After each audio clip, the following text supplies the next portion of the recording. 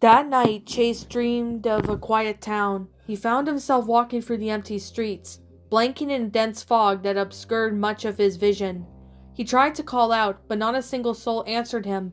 Old cars laid abandoned in the streets, and empty stores and offices lined every building. Scraps of paper and leaves roamed free in the air, the distant sound of church bells ringing out an unknown distance away. Chase idly wandered the streets, turning his head around in an attempt to find anyone to make a sense of forgotten world he had been taken to. Hearing nothing but his own paw steps and gently humming wind in his fur, he began to wonder if he was truly alone. However, soon he arrived at the new structure that had emerged through the fog, the lookout. His ears stiffened in surprise as he looked up at the tower in confusion. The main entrance had several wooden boards nailed onto it, barring anyone from accessing the elevator.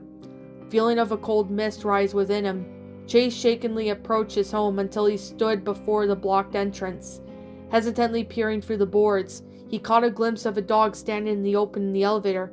It was a German shepherd. Judging by the tail and ears, it was hunched over, as if choking. Chase made an attempt to call it out, and the dog slowly stopped moving and peered back at Chase.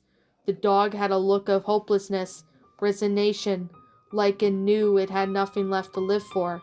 The dog began bleeding from its mouth, and Chase stepped back as the fog closed around him. Chase opened his eyes, awakening from his dream. He sat up sharply and still felt the cold feeling still lingering inside him. A few tears instantly left his eyes. He shrouded loneliness of a dream of leaving a scar on his mind. He shook his head, trying to push away the empty absence that filled his head as he slowly broke into a quiet sob. The returning drive back to the lookout felt unreal, almost static, as Chase struggled to process the presence of a parasitic monster in Adventure Bay without trying to crash his rig. Watching the road was almost hypnotizing, alluring Chase to a bland state of numbness that seemed to block every sounds everything around him. At that moment, all he could hear was a distant white noise in his head, scratching groans that could only be identified as a broken guitar repeatedly churned in his ears, and an oddly soothing feeling washed over him. Upon returning home, he didn't acknowledge his friends or see if they were around, just went right to bed. Now awakened from his dream, Chase heard the falling rain tap against the roof of his kennel, quiet thunder echoing in the distance. Checking his wall clock, the shepherd realized that it was only 4 in the morning. Lowering himself back into his bed, he tried to shut his eyes and fast forward through the night by falling back to slumber, although his body refused to rest. Was it true what Cyrus had said? Chase pondered over what Cyrus had told him, his tail curling underneath him like in silent distress. A monster in Adventure Bay? A creature who had killed others without remorse? Never in his life he ever encountered such thing. He had watched the news plenty of times, leaning back in horror and disgust as he read about the atrocities going on in the world around him. But never once had something of the sort entered his own city. A monster who dragged innocent victims to merge itself, a cold and motionless figure who held no concept of mercy. And worst of all, a detail that left a dark stain on Chase's mind. The creature could hide the dormant of bodies in others. Surely that had been a lie, a cruel twisted joke from the captain to scare the small puppy. The police dog's eyes watered again as mellow wave sound entered his head, complete with flickering melody that resembled a grieving piano. He tried to force it out, but a foul image stabbed into his head. He saw his beloved friends, Marshall, Rocky, Zuma, and Rubble, and Sky and Everest, as their bodies leached and snared into one another. The monster's bloody tendrils swooped them together as it slowly overpowered their minds, merging them into one horrible being. He violently shook his head, getting up and paced around in his kennel as his body began quivering. Someone in Adventure Bay was being used as a shell, containing the monster that silently hid within their body. Chase stopped, staring ahead at his wall, was a sombering song wept in his mind. If this host was not found and destroyed as soon as possible, everything he knew and loved would be at risk. "I won't let this happen," Chase breathed out. Then he turned to exit out his kennel. He walked through the entrance and entered the rain, instantly soaking in his brown fur. The night had shrouded in the land around him, but he knew exactly where he was going. Walking through the rain, he traversed across the wet grass into the trees. He had no fear of the darkness around him, nor the protruding rain like Rocky. For a moment he barely noticed how wet he was getting, his mind overtaking his senses and seemingly blocking them out. Eventually he came to a large hatch in the ground with a rusted turning wheel sticking out. It was slightly flooding over them from the rain, but he knew that it was built all those years ago, that it was well watertight, and all he had to do was turn the wheel a few times, and the steel hatch would slowly unlock, its secrets ready to be exposed. Chase sighed and placed his paws on it. "Chase!" a called voice from behind him. The police dog spun around in surprise, shocked in expression the plaster on his face. He relaxed when he recognized a familiar chocolate lab. "What were you doing out here?" Zuma raised his eyebrow, tilting his head. "Why are you out there?" Chase countered, turning to face the lab. "Because I like walking in the rain. You know that," he replied, then looked out past Chase. "What's that on the ground?" The shepherd looked away, gentle shame resting over him. He wanted to lie and say it was nothing, but Zuma wasn't an idiot. He realized there was no hope in trying to play it off, so Chase reassigned and opened up to his friend. "Promise not to tell anyone?" Sure. What is it?" "It's a bunker," Chase explained. "Ryder had built it back when the Paw Patrol was just beginning." "Oh, cool," Zuma bounced, wagging his tail slightly. "What's in it?" "You sure you want to know?" "Well, yeah." The chocolate lab walked closer. "I'm curious, you know." Chase sighed and returned to the face and hatch. "Just remember, you promised not to tell anyone." He placed his paws on the wheel and rotated a few times to the left. Inner mechanisms can be heard underneath at work, slowly unlocking the door vault of the painful tools Chase fought for years to never touch. "Can you actually give me a paw with this?" he asked apologetically, coming to handle with a stretch across the front side of his teeth. Zuma nodded and walked over to the opposite side, clamping his teeth onto the other end of the handle. With a small count to 3, they grunted and pulled with all their might, slowly opening the large hatch. It made an unsettling noise as it opened, like creaking elderly man trying to open his jaw. Warm air began escaping from the bunker. The moonlight illuminated a narrow staircase as rain already began invading through the opening. Zuma peered down into the dark corridor. "Wow," he breathed in awe. Chase took a deep breath and began descending the staircase, motioning for the lab to follow him. The dogs were bathed over with the warm air as they traveled down, both jumping slightly as the hatch loudly closed from behind him. After a few moments, they reached the solid concrete ground, and Chase flickered the light switch with his nose. Lights suddenly shone brightly from the overhead lights, banishing the darkness from the corners of the bunker.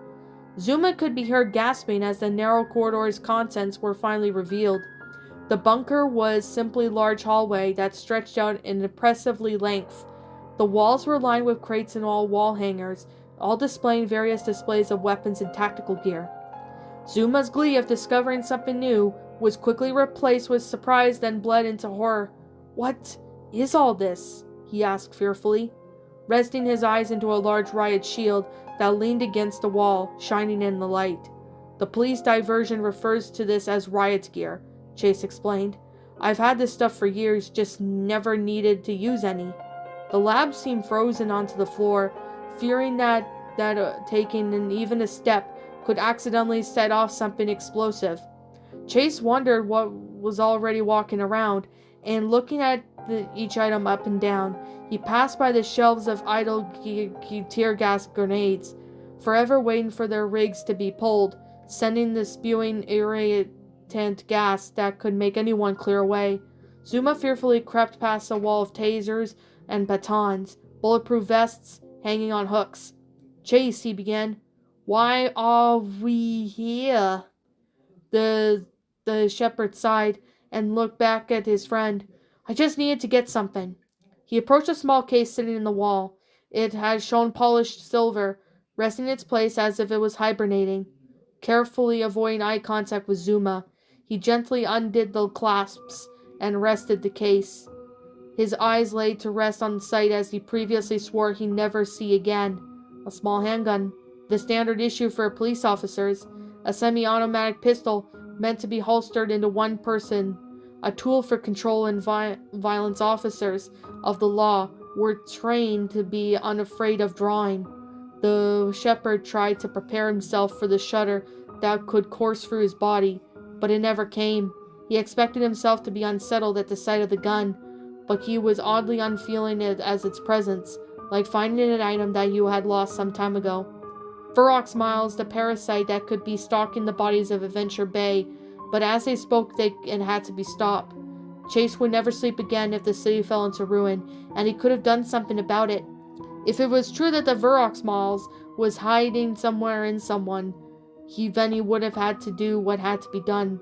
He had to find the host, whoever it may be, and kill them.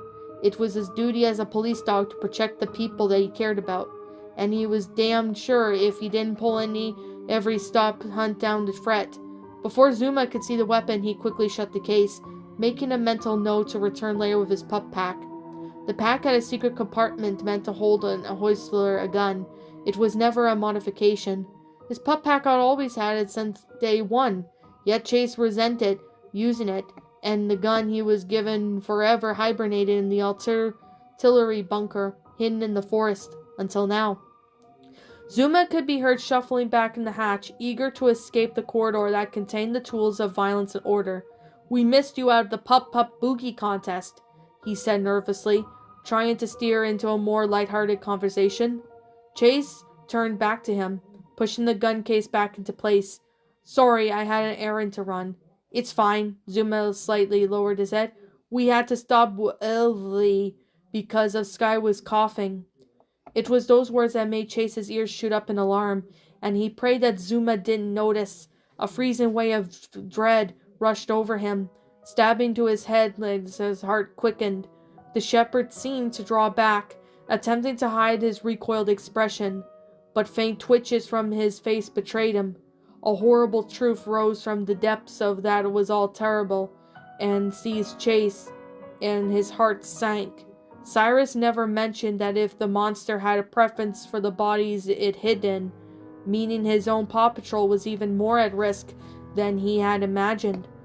He slowly walked towards Zuma with a fearful expression, and the lab stepped back with unease. Hesitantly, Chase studied the other dogs up and down, flicking its eyes back at the corner of each lab, searching for the smallest hint of something amiss. "Chase?" asked the lab, slightly retracting in discomfort.